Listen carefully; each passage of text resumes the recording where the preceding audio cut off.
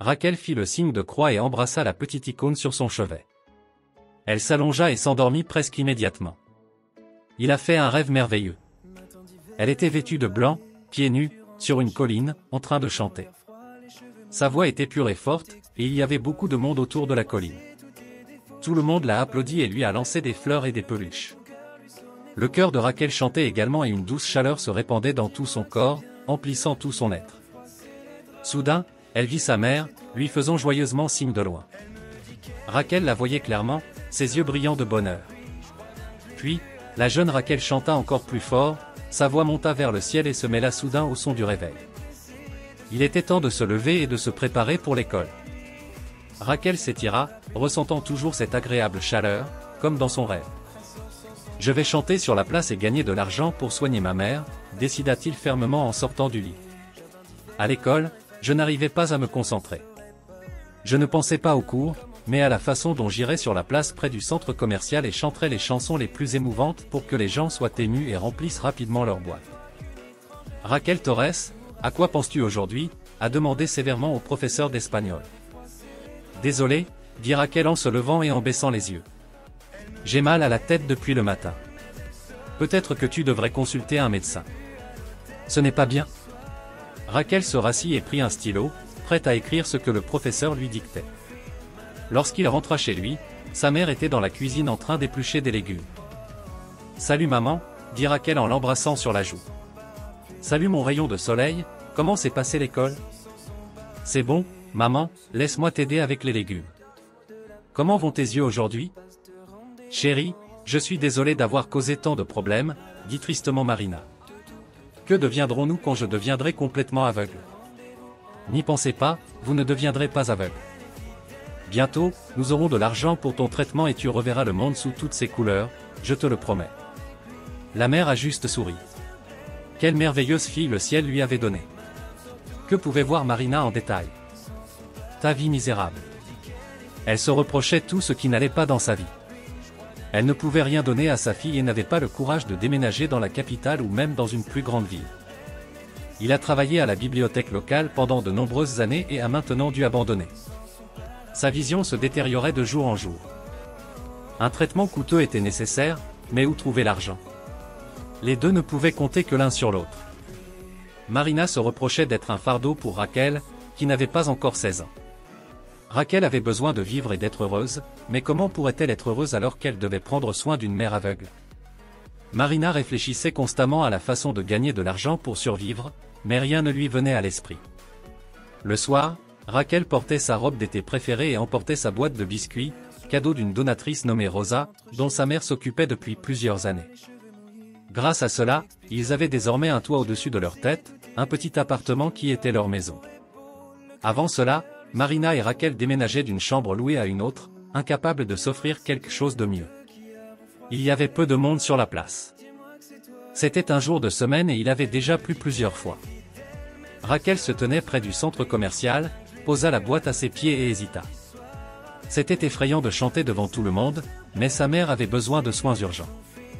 Il n'y avait pas de temps à perdre et Raquel commença à chanter, doucement d'abord, puis plus fort et avec plus d'assurance. Elle a cessé de remarquer ce qui se passait autour d'elle. C'était toujours ainsi quand il chantait, surtout si la chanson résonnait dans son âme. Des curieux ont commencé à s'approcher, ils ont aimé écouter le jeune chanteur, mais personne ne s'est précipité pour jeter une pièce de monnaie dans la boîte. Raquel n'a chanté que 3 chansons jusqu'à ce qu'un agent de sécurité du centre commercial s'approche. « Que se passe-t-il ici ?» demanda-t-il sévèrement. « Et toi, jeune talent, tu ferais mieux de rentrer chez toi ou dois-je le dire à tes parents ?»« Je ne fais rien de mal, » répondit calmement Raquel. « Ce n'est pas une question d'argent. »« Demande à ton père si tu as besoin d'un nouveau rouge à lèvres, » se moqua le garde. « Partez ou j'appelle la police. » La foule s'est dispersée. Raquel a ramassé sa boîte vide et a commencé à rentrer chez elle, mais quelque chose l'a arrêté. Il se tourna vers la rivière. Il y avait une plateforme où les jeunes se rassemblaient. C'était presque vide ce soir-là. Raquel s'est installée sous un arbre et a recommencé à chanter. Les couples ont commencé à y prêter attention, quelqu'un a même jeté des pièces de monnaie dans la boîte. Les filles ont éloigné leurs petits amis de cette voix charmante. Depuis son enfance, Raquel aimait chanter. Au début, c'était des chansons pour enfants, puis des chansons pour adultes diffusées à la radio ou à la télévision. Tu as une voix d'ange, dit Marina, prête à écouter sa fille pendant des heures. Un grand avenir vous attend. Mais l'avenir semblait lointain et sombre. Cette nuit-là, Raquel a gagné moins d'1 €. C'était très peu. Qu'est-ce que vous attendiez?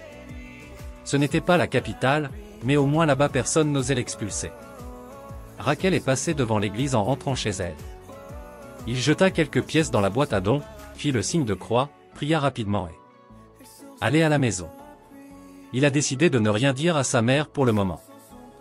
Depuis, Raquel a commencé à visiter quotidiennement les berges de la rivière. Parfois, il parvenait à gagner quelque chose, mais il semblait qu'il lui faudrait au moins 20 ans pour économiser l'argent nécessaire au traitement de sa mère. Ce jour-là, Raquel a réalisé qu'elle devait trouver un emploi, n'importe quel emploi rémunéré, même si c'était difficile. Elle y parviendrait, elle devait le faire, pour le bien de sa mère, afin de pouvoir voir à nouveau et ne pas se perdre dans les ténèbres éternelles. Je chanterai une dernière fois et puis j'aurai fini, murmura-t-elle en chantant la chanson préférée de sa mère. La voix de Raquel résonnait le long de la côte, portée par le vent. La rivière a toujours fourni une bonne acoustique et seul le dernier refrain est resté. Tu me manques comme les violettes manquent la pluie. Tu m'as été donné par le destin, ainsi dit le voyant, ainsi dit le voyant. Lorsque Raquel se pencha pour ramasser sa boîte, elle vit un homme vêtu d'un costume coûteux qui marchait vers elle. La mettrait-il dehors? Eh bien, elle s'en fichait, elle n'y retournerait pas de toute façon. Raquel se redressa, prête à partir. Attendez, dit l'inconnu en levant la main. Tu as la voix d'un ange, c'est la meilleure que j'ai jamais entendue. Votre voix devrait être entendue partout dans le monde. Merci, monsieur, sourit Raquel, mais je n'ai pas besoin de ça. J'ai besoin de quelque chose de complètement différent. Quoi? Ce n'est pas grave, c'est mon problème et je doute de pouvoir le résoudre, soupira-t-il tristement. Vous savez, parfois, il vaut mieux ne pas le garder pour soi, mais le laisser sortir. Qui sait, peut-être que je peux vous aider avec quelque chose, et vous pouvez certainement m'aider. Raquel fut surprise. Oui toi. Si tu acceptes de chanter dans mon bar. Bien que tu sois encore jeune, il se gratta pensivement le menton. Êtes-vous prêt à m'embaucher? Raquel s'étrangla presque de joie. Je pourrais alors économiser de l'argent pour le traitement. Quel traitement? Tu es malade? Non, pas moi, ma mère. Elle perd rapidement la vue et le traitement coûte très cher. J'ai dit qu'il valait mieux ne pas le garder pour soi. Saviez-vous, jeune talent, que mon oncle est un grand microchirurgien qui travaille en capitale? Bon, c'est super, bien sûr, mais ça ne change rien. Où vais-je trouver l'argent pour ce traitement? Dis-moi, peux-tu chanter différentes chansons? Non seulement ces paroles merveilleuses, mais aussi, par exemple, des chansons entraînantes. Ou tristes? Je peux, dit la jeune fille avec assurance. Raquel a attaché ses cheveux en queue de cheval avec l'élastique à son poignet et a chanté. Je ne renoncerai à rien pour toi et je ne demanderai pas ma main à ma mère. Juste de la musique, pour toujours mon amour. Je n'ai pas le temps pour la romance et c'est très triste. Ma mère se met toujours à pleurer quand je chante. Dit Raquel, comme si elle sortait des profondeurs dans lesquelles elle s'enfonçait à chaque chanson. La jeune fille baissa la voix. Ne meurs pas, mon rêve, ne disparaît pas, espère. La vie ne sera plus jamais comme avant. Je peux tout comprendre dans la vie, moins de trahison, moins de tricherie, moins de tricherie. Raquel ressemblait à une nymphe. Quel est ton nom? A demandé l'auditeur reconnaissant. Raquel. Alors tu m'embauches? Son visage s'éclaira d'un sourire éclatant. Tu vas faire exploser le bar, Raquel. Dans un mois, les gens viendront de la capitale juste pour prendre une bière et écouter ta merveilleuse voix. Tu sais, quand je me maquille, j'ai l'air d'avoir 20 ans. Vous êtes incroyable. Je ne peux pas rater une telle occasion. J'emmènerai personnellement votre mère à la clinique et je m'occuperai de tout. Continuez simplement à chanter. Connaissez-vous la bar Insight? Bien sûr, nous n'avons pas beaucoup d'endroits comme ça ici, surtout avec un tel nom. Beau. Et j'adore son toit de tuiles, il me rappelle une maison de contes de fées. Merci, c'est la création de mon père. Je veux revivre ta gloire. Mon activité principale est dans la capitale, mais je gère le bar ici pour l'instant. On me conseille de le vendre, mais je refuse. Je ne veux pas vendre, je veux qu'il prospère. Pouvez-vous imaginer à quel point mon petit bar deviendra magique lorsque vous chanterez à l'intérieur de vos murs? Ça va être extraordinaire. Je suis prêt, dis-moi quoi faire en premier. Je dois parler à ta mère. Non pas ça? Ma mère ne peut absolument pas être nerveuse. Alors, comment va-t-elle recevoir un traitement? Je ne sais pas, il faut trouver quelque chose. Dites-lui que vous venez des services sociaux et c'est comme une promotion, ou peu importe comment ça s'appelle. Quoi qu'il en soit, dites-lui qu'elle recevra le traitement gratuitement. Tu es si mature. J'aimerais que ma fille grandisse comme toi. D'accord, il en sera ainsi, les services sociaux. Nous le ferons demain, après 3 heures. Donnez-moi votre adresse, dit l'homme en sortant son téléphone portable. Raquel a dicté son adresse. Au fait, je m'appelle Alessandro, et ceci est pour toi, il l'a tendu à la fille. Une note sur 50. Raquel regarda avec de grands yeux. Prends-le, ma fille. Prends-le, tu m'as offert des moments de bonheur incroyables en chantant, ça vaut beaucoup. Merci, dit Raquel avec émotion en plaçant précipitamment le mot dans sa boîte. Je t'attendrai demain. Je dirai à ma mère que les services sociaux doivent venir. J'espère que tout fonctionne. Ça va marcher, Raquel, ça va marcher pour toi, claqua-t-il des doigts. À demain, sirène. À demain. Raquel rentra gentiment chez elle, puis décida de courir au magasin et d'acheter les bonbons. Les gâteaux à la noix de coco préférés de maman. Maman, je t'ai apporté quelque chose de délicieux, cria Raquel en franchissant la porte. Sa mère n'a pas répondu. Un sentiment d'inquiétude s'empara de Raquel.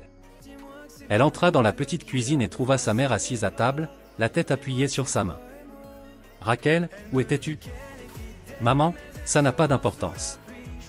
Nous prendrons le thé avec vos friandises préférées. Mon ami me l'a offert. Ce qui est faux. Vous ressentez de la douleur? Est-ce que tu aimes ça? Je l'espère, profitez-en pour laisser un like. Comme toujours, ma chérie, répondit Marina en se frottant le nez et les yeux. Nous n'avons plus d'analgésique.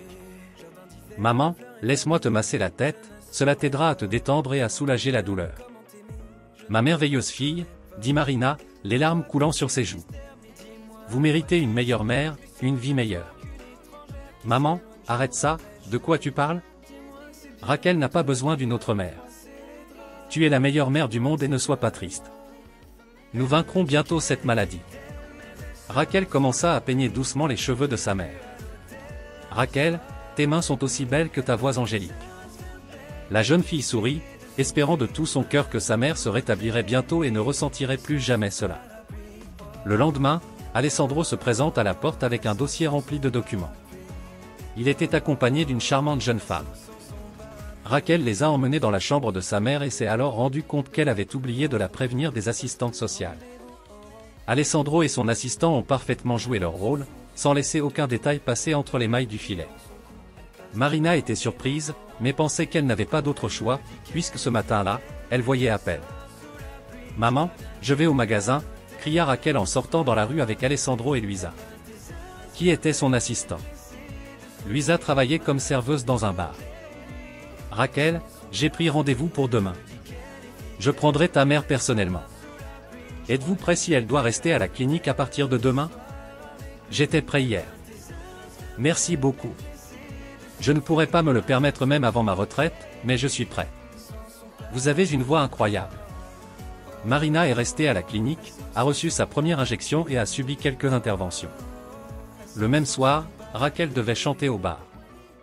Elle était nerveuse car elle n'était jamais allée dans un endroit comme celui-ci auparavant. Tout était arrangé, le masque, les vêtements. Luisa lui a suggéré de porter le masque. Premièrement, il sera plus difficile pour quelqu'un de vous reconnaître. Et deuxièmement, on ne sait pas quel âge tu as, a-t-elle ri. Génial, acquiesça Raquel. Peut-être pourriez-vous me trouver un nom de scène? Bien sûr, Rossignol. Pourquoi Rossignol? Parce que tu chantes mieux que n'importe quel oiseau, dit Alessandro. Et les rossignols chantent avant une tempête ou au crépuscule, souvent la nuit. Parfait pour notre bar.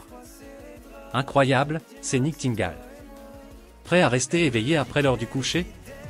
J'ai encore l'école. Oh, c'est jour férié demain, non? Je suis prête à ne pas dormir du tout tant que ma mère reçoit un traitement.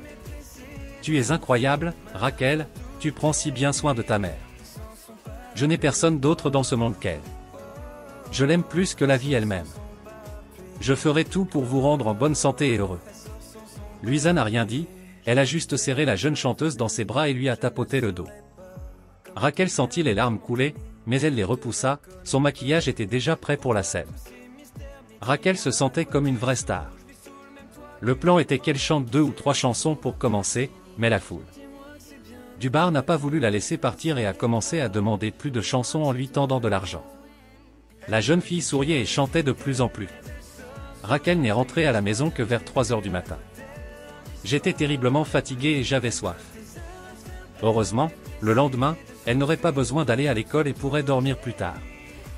Il a été décidé que Raquel travaillerait les vendredis et samedis pour éviter les problèmes à l'école et pouvoir travailler davantage pendant les vacances. Cette nuit-là, Raquel a rêvé de petits oiseaux qui se posaient sur sa main et émettaient des sons si tendres qu'il était impossible de ne pas s'émouvoir. Elle avait même envie de pleurer. Raquel a été réveillée par le téléphone. C'était ta mère qui appelait. Mon soleil, salut. Sa voix était joyeuse. Coucou maman, comment vas-tu? Eh bien, les infirmières ici sont formidables et attentionnées. Ma tête ne me fait presque plus mal. Je suis très heureux. Bientôt, tu verras comme un aigle. Tu ferais mieux de me dire comment tu vas, as-tu mangé? Maman, bien sûr, j'ai mangé. Je ne suis pas un petit enfant. Ça ira. Je peux prendre soin de moi. D'accord, je t'appellerai quand je pourrai. À plus tard. Au revoir maman, je t'aime. Je t'aime aussi. Marina raccrocha. Raquel vivait seule depuis plus d'une semaine. Marina se sentait déjà beaucoup mieux, mais son traitement n'était pas encore terminé. Luis a aidé la fille et Alessandro lui a également demandé si elle avait besoin de quelque chose. Un autre vendredi était arrivé. Raquel quitta la maison et partit à pied. Habituellement, Alessandro envoyait quelqu'un pour l'accompagner, mais ce jour-là, il était tellement occupé qu'il l'oublia. Marcher jusqu'au bar était facile et la rue était bien éclairée par des lampadaires. « Et bébé, peux-tu m'aider ?» Une femme a appelé en ouvrant la portière de sa voiture un peu usée. « Ce qui s'est passé ?» demanda Raquel avec inquiétude. « Mon téléphone est tombé sous le siège et je ne peux pas l'atteindre. »« Je peux vous aider. » Raquel se pencha par-dessus le siège du conducteur, essayant de voir où se trouvait le téléphone. Soudain, il a reçu un coup à la tête et tout est devenu sombre. Elle s'est réveillée dans la voiture, les mains liées et la bouche recouverte de rubans adhésifs. Raquel n'a rien compris. Pourquoi cette femme âgée l'attacherait-elle et l'emmènerait-elle quelque part au milieu de la nuit? Ils ont roulé longtemps. La route s'étendait comme un ruban gris, avec des forêts sombres sur les côtés. De temps en temps, des bruits d'oiseaux nocturnes pouvaient être entendus. La pleine lune brillait dans le ciel comme si elle veillait sur Raquel, regrettant peut-être qu'elle ait si facilement fait confiance à un inconnu et qu'elle se dirige maintenant vers une destination inconnue. Sa bouche était sèche et la peur commençait à monter dans son cœur avec ses mains froides et moites. Des questions tourbillonnaient dans l'esprit de Raquel, se poussaient les unes les autres, mais malheureusement sans réponse. Soudain, la voiture a tourné brusquement vers la droite et ils ont continué pendant un moment sur un chemin forestier avant de s'arrêter. « Sortez !» ordonna le ravisseur alors qu'elle ouvrait la portière de la voiture. La jeune fille obéit, encore plus effrayée. Elle ne pouvait rien faire pour se sauver dans la forêt, il y avait certainement des prédateurs. Coup d'œil. En avançant, la voix semblait étouffée. Raquel a marché pendant un certain temps, la seule pensée dans son esprit était de savoir comment échapper à cette femme. Fou. Sous le clair de lune, le visage de la femme avait l'air terrifiant, comme dans un film d'horreur. Des rides couvraient son visage, un vilain grain de beauté ornait son nez et ses yeux semblaient ivres, comme ceux d'une personne cruelle, très cruelle. En avant, ne regarde pas en arrière, ordonna-t-elle en éclairant un chemin étroit avec sa lampe de poche. La lune froide et la fine chemise de Raquel ne la protégeaient pas du froid de la nuit. Elle tremblait, ne sachant pas si c'était à cause de la peur ou du froid. Il faisait sombre, seule la lune perçait à travers les arbres centenaires. De temps en temps, quelque chose cliquait sous ses pieds. Cela ressemblait à un film d'horreur, à tout moment un monstre pouvait sauter des buissons. Mais le monstre était derrière elle, poussant constamment Rachel de son poing ferme. « Arrêtez » dit la femme. Rachel s'arrêta et se retourna timidement. Le ravisseur avait une corde dans les mains. Que voulait-elle faire? L'étrangler? L'attacher à un arbre? Seul Dieu le savait. Heureusement, Rachel n'a jamais découvert les intentions de ce fou, car il y eut un léger grognement. Oh putain, probablement un coyote, la femme regarda rapidement autour d'elle. Le grognement se rapprochait. Rachel retenait son souffle, les mains liées, elle ne pouvait rien faire. Elle regarda la femme d'un air suppliant. Lentement, puis plus vite, la femme commença à se déplacer dans la direction d'où elle venait puis courut à toute vitesse. Rachel réalisa que ses jours étaient comptés et qu'à tout moment, une bête, ou peut-être plusieurs, l'attaquerait. Elle se pressa contre un arbre voisin. Il y eut un grognement sourd et une toux humaine. Mais que ferait une personne dans ce désert à cette heure de la nuit? Peut-être qu'ils avaient été attaqués par des animaux et qu'ils saignaient maintenant avec la bête qui les avait attaqués à proximité. Rachel a fermé les yeux, on dit qu'il faut affronter le danger de front, mais elle ne l'a pas fait. Je voulais faire ça. C'était trop effrayant, trop lourd pour une fille qui n'avait même pas encore 16 ans. Soudain, les buissons s'écartèrent et quelqu'un courut vers lui.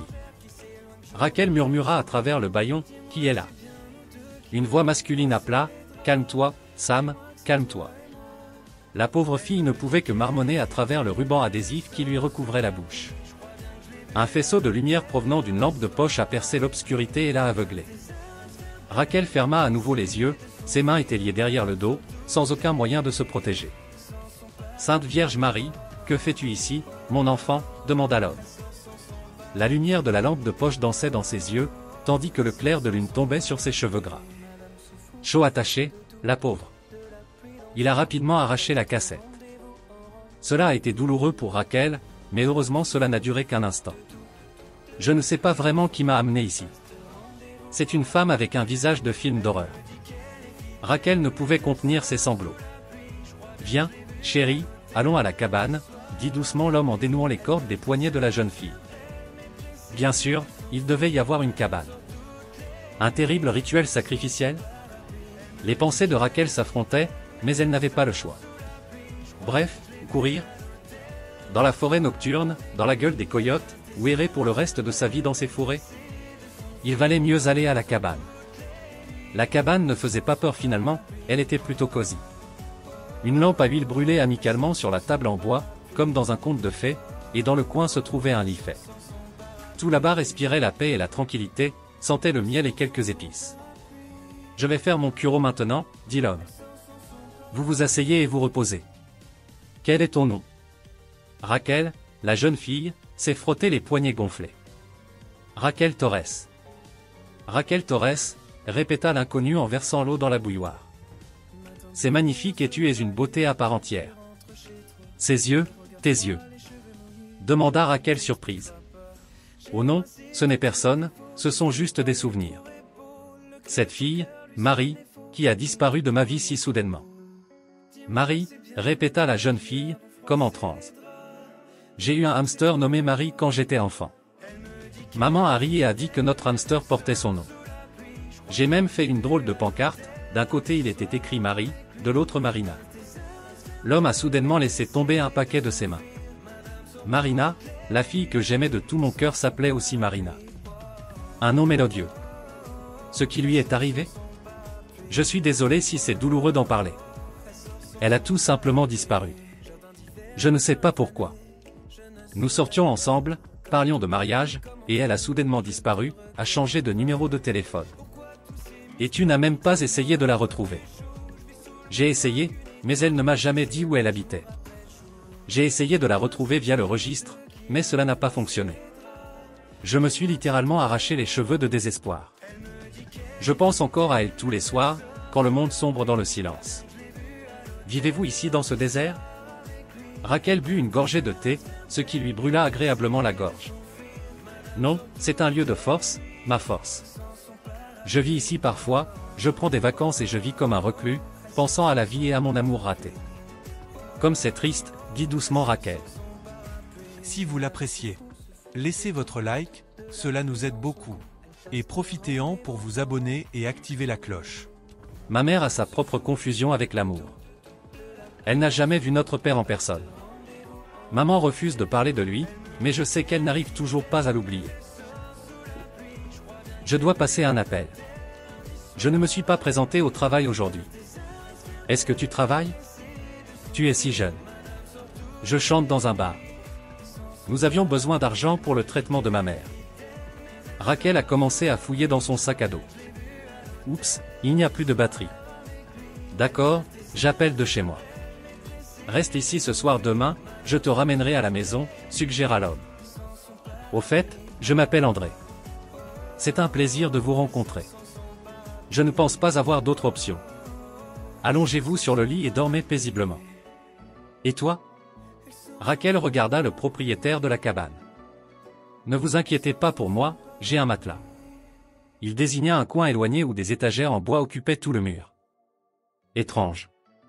Raquel ne se sentait aussi calme que dans son enfance, lorsqu'elle se couchait avec sa mère et dormait ensemble, blottis l'un contre l'autre, et avec André, elle se sentait aussi en sécurité et calme, même si elle ne le connaissait que depuis une demi-heure. Le chien, Sam, s'était installé à côté du lit et s'était rapidement endormi. Elle rêva que sa mère marchait le long de la côte et que, pour une raison quelconque, cet étrange reclus André marchait à côté d'elle. Ils ont ri et ont mangé des biscuits dans la même boîte où Raquel gardait ses économies et dans laquelle les auditeurs reconnaissants jetaient leurs pièces sur la rive du fleuve. André n'arrivait pas à dormir. Il était allongé sur son matelas, se souvenant du passé, de son bonheur inassouvi qui semblait si proche et réel. Marina est entrée dans sa vie aussi soudainement qu'elle a disparu. Ils se sont rencontrés au marché. Il travaillait pour son oncle en vendant des légumes et elle venait acheter de la laitue. « J'adore la laitue », sourit-elle, si fraîche, si authentique, sans aucune trace d'affectation. « Alors je vais vous en donner tout un tas », sourit André en réponse. « Non, vous ne serez pas payé si vous donnez des légumes aux clients. Veux-tu faire une promenade avec moi ce soir ?» demanda-t-il, comme s'il ne l'avait pas entendu. Elle sourit mystérieusement. « Je m'appelle Marina. Et je m'appelle André. Rencontrons-nous près de l'éléphant en bois dans l'ancien parc. J'adore ce parc. J'y serai vers 7 heures. Il convient ?» Ses yeux brillaient. André mit un gros bouquet de laitue dans un sac en papier et le tendit à la jeune fille. « Habituellement, les gens offrent des fleurs et moi, je donne de la laitue. Merci. En fait, j'aime plus la laitue que les fleurs qui meurent dans un vase à la fenêtre. » Marina sourit et vaqua rapidement à ses occupations. André vivait avec son oncle et sa tante. Leur amour était partagé entre leur fille et leur neveu, qui a perdu ses parents très tôt. Ils étaient heureux d'apprendre qu'André avait rencontré une fille, mais il ne s'est pas précipité pour présenter Marina jusqu'à ce qu'il soit sûr que leurs sentiments étaient réciproques. André sortait avec un ami. Ils ont loué une cabane et travaillé ensemble dans un café. La rencontre avec André bouleverse sa vie. Elle est tombée amoureuse pour la première fois à 19 ans. Ils marchaient, parlaient de tout et s'embrassaient délibérément, s'éloignant de la partie du parc où il n'y avait personne.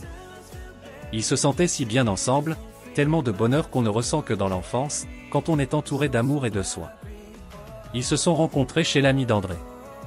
Il quittait souvent la ville et permettait au couple d'utiliser les gens en son absence. Ils rêvaient d'un mariage, de leur propre maison, même petite. André terminait ses études de médecine et devenait presque thérapeute. Il venait en ville uniquement en vacances, le reste du temps il vivait dans la capitale.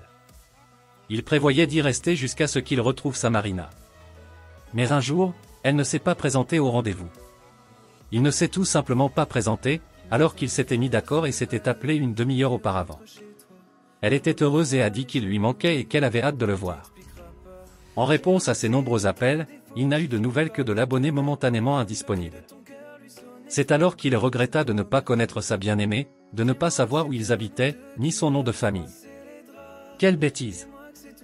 Dans la vie d'une personne, il arrive parfois d'aimer jusqu'à la folie, mais de ne pas demander un nom et une adresse. André regarda, mais Marina semblait avoir disparu dans les airs. Peut-être qu'elle a trouvé quelqu'un d'autre. Peut-être. Le gars a souffert, il a perdu du poids drastiquement. Son oncle et sa tante étaient très inquiets pour lui et essayaient de le calmer. Il était donc temps de retourner à l'école. André se lance avec férocité dans ses études universitaires. Il décida que, malgré tout, il serait un bon médecin et ne perdrait pas une minute de sa vie en bêtises comme les jolies filles. André n'a jamais trouvé son âme sœur, et le vide dans son cœur ne s'est jamais guéri, parfois il saignait à nouveau. À ces occasions, il se retirait dans la forêt, ce qui rendait les choses un peu plus supportables. Cela fait plus de 15 ans depuis. André devient un célibataire endurci. Après tout, vivre seul est difficile. Et Marina, que lui est-il arrivé? Comment était sa vie? André ne connaissait pas la réponse à cette question, et lui non plus. Ils s'éloignèrent comme des grains de sable sur une plage. Mais il n'a jamais cessé de penser à cette nymphe qui a conquis son cœur pour toujours. Il ne pouvait pas rester en colère contre elle, il l'aimait simplement. Lui-même ne savait plus s'il l'aimait ou seulement les souvenirs de ses heureux, juste cet été-là. Raquel a été réveillée par Sam, qui s'est frotté le nez contre sa joue. Elle a ouvert les yeux, le chien a remué la queue et lui a léché le nez. « Tu es si gentil, Sam », dit la fille en caressant sa grosse tête poilue. « Bonjour. » André entra dans la cabine. « As-tu bien dormi ?»« Bonjour », a répondu Raquel, comme dans son enfance, lorsque Madame Rosa était encore en vie et que nous vivions avec elle pendant que maman s'occupait d'elle et de sa maison. Elle nous a laissé son appartement dans son testament. Nous y vivons toujours. C'est bon. Je suis content. La forêt nous enlève tous nos soucis. André réprima un soupir. Alors, on prend du thé et on y va? Oui, je suis prêt maintenant. Le lavabo est derrière la cabine. Il y a une salle de bain là aussi. André a quitté la cabane. Sam le suivit. Comment va ta mère? Demanda soudain André alors qu'il roulait sur la route. Vous avez mentionné qu'elle avait besoin d'un traitement. Elle a soudainement commencé à perdre la vue. Le médecin a dit que cela peut arriver en raison d'un stress extrême, le rétrécissement des vaisseaux sanguins. Je ne comprends pas très bien, mais quelque chose comme ça. Le traitement coûte cher. Laissez-moi vous aider. Je suis également médecin, même si je ne suis pas spécialisé dans les yeux. Mais merci. Raquel regarda André avec gratitude. Elle suit déjà un traitement. C'est pour ça que je chante au bar d'Alessandro. Cela s'appelle Insight. Tu sais? Aperçu? N'est-ce pas celui avec une petite fontaine avec des lumières à proximité? Oui, c'est ça. C'est là que je chante pendant les heures et le samedi. Tu chantes bien? Les gens aiment ça, répondit évasivement Raquel. Maintenant, je sais où aller pour écouter le chant d'une belle jeune fille, dit André en souriant et en se tournant vers la maison de Raquel. Raquel était sur le point de partir quand André lui tendit sa carte de visite. Juste au cas où, dit-il brièvement. Luisa se tenait à l'entrée. Rachel, Vierge Marie, où étais-tu? Ce qui se passe? Alessandro devient fou, il prend tout ce qu'il peut à Bianca et sa mère menace de se suicider. La jeune fille tremblait littéralement d'excitation. Qui est Bianca? Raquel la serra dans ses bras, tout en faisant signe à André. Allons chez toi. Nous devons appeler Alessandro avant qu'il ne la tue. Vous pouvez enfin expliquer qui est Bianca et pourquoi Alessandro va tuer sa mère. Raquel n'en pouvait plus. La vie ressemblait à une sorte de thriller. Bianca travaillait au bar avant Raquel. Elle a aussi chanté. Bien sûr, son chant ne peut être comparé à celui de Raquel, mais Alessandro le vit faute de meilleures options.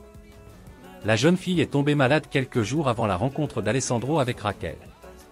Il lui a presque immédiatement informé qu'il n'avait plus besoin des services de Bianca et lui a versé une sorte de compensation.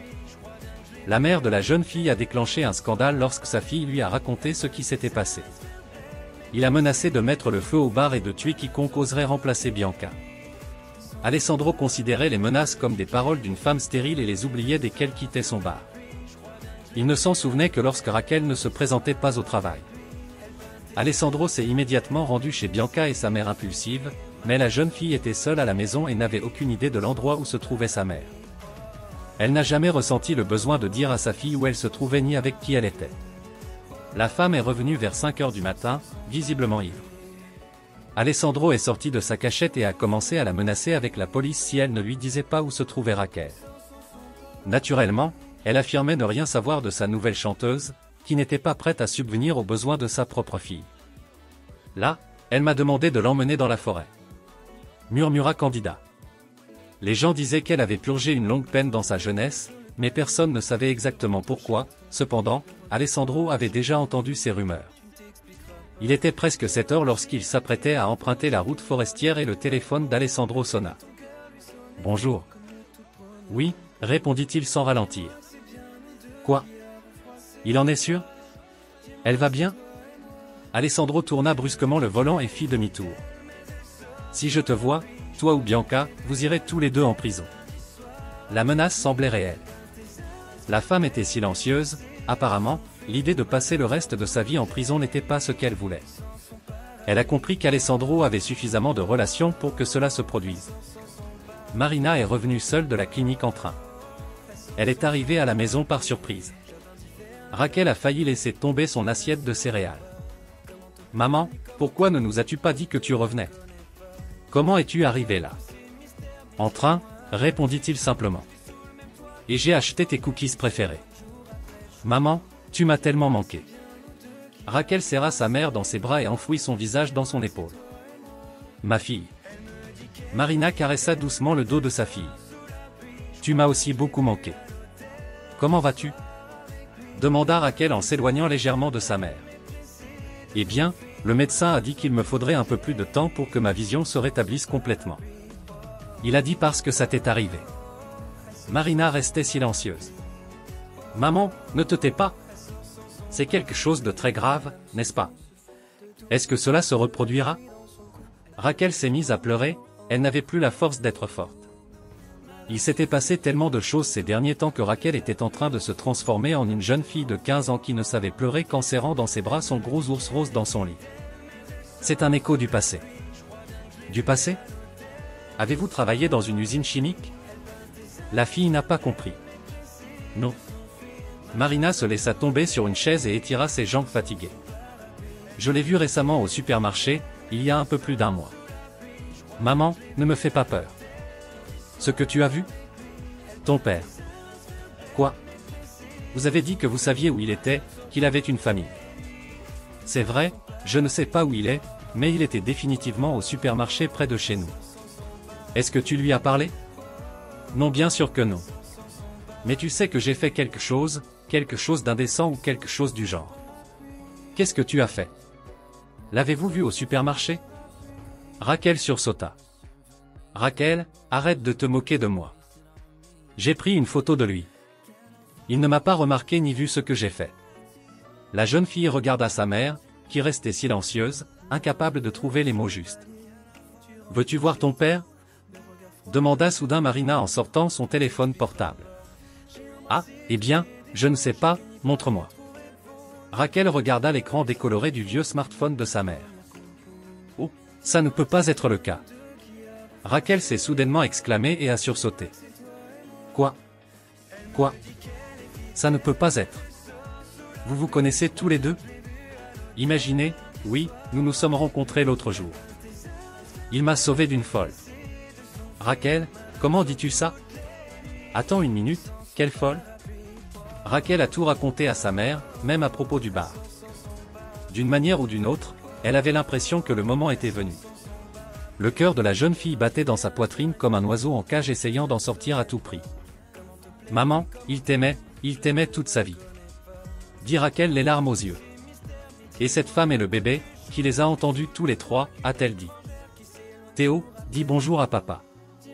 Marina essuya quelques larmes qui coulaient de ses grands yeux gris. Je suis parti immédiatement. Je suis allé dans une ville voisine avec mon ami chez sa tante, puis nous avons déménagé ici.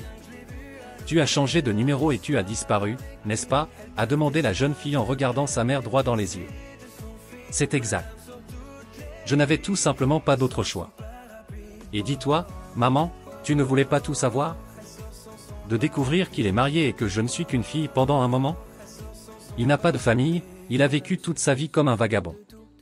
Tu aurais dû voir la douleur dans ses yeux quand il parlait de cette fille. Vous savez, je me sentais tellement à l'aise avec lui. Je n'arrêtais pas de me demander pourquoi. Mais qui était cette femme avec le bébé dans les bras ? Marina glissa une mèche derrière son oreille. Peut-être qu'il était en train de baptiser ce garçon, Raquel haussa les épaules. Quelques jours plus tard, Marina et André se promenaient sur la plage. Parrain. Ils marchaient en riant. Raquel regardait ses parents et ne pouvait s'empêcher de les admirer. Après toutes ces années, ces deux-là ont vécu séparés, malheureux et seul, à cause d'un malentendu. Qui aurait pensé que Raquel remercierait la mère de Bianca, qu'il a inconsciemment réunie avec son père biologique? Comme c'était merveilleux, la jeune fille n'avait jamais vu sa mère aussi heureuse. Désormais, ses yeux seraient en ordre car il était là, l'homme de sa vie, qui protégerait désormais toutes les difficultés de ce monde grand et parfois cruel. Raquel était assise sur le sable à côté de Maya, la femme d'Alessandro, qui berçait leur bébé dans ses bras. Alessandro s'éloigna pour répondre à un appel. Elle vient de s'endormir, se plaignit Maya. Et si je la berçais et que tu puisses te reposer? Suggéra Raquel. La jeune mère accepta et remit sa fille à la jeune fille. Raquel serra le bébé dans ses bras et sourit à cet adorable ange. Je chanterai une berceuse que ma mère me chantait quand j'étais petite et tu t'endormiras, dit affectueusement Raquel. D'une voix douce, chantait-elle, la cire des bougies font silencieusement, il fait déjà nuit dehors, dors, ma beauté, mon cadeau du ciel, mon amour. Le vent doux déplace doucement le rideau, la fleur de coquelicot doré. Mon bébé dort, ton ange portera la toile d'argent avec amour, il tissera l'amour pur dans son sommeil, le firmament s'illuminera de son éclat, une étoile brillera, qu'elle garde le tendre sommeil des petits-enfants, qu'elle garde le doux sommeil des petits-enfants. Mon Dieu, je pourrais t'écouter pendant des heures, murmura doucement Maya, reprenant sa fille à Raquel et la plaçant dans la poussette. Elle s'est finalement endormie et j'essayais depuis 20 minutes. Raquel sourit, l'avenir semblait meilleur. Il fut décidé qu'elle s'inscrirait au conservatoire. Ses parents l'ont pleinement soutenue. L'air marin était rafraîchissant, effaçant tous les soucis et problèmes, tandis que la mer apportait de loin un sentiment de joie et de bonheur incroyable. Merci d'avoir regardé. N'oubliez pas de laisser votre like et de vous abonner. Jusqu'à la prochaine.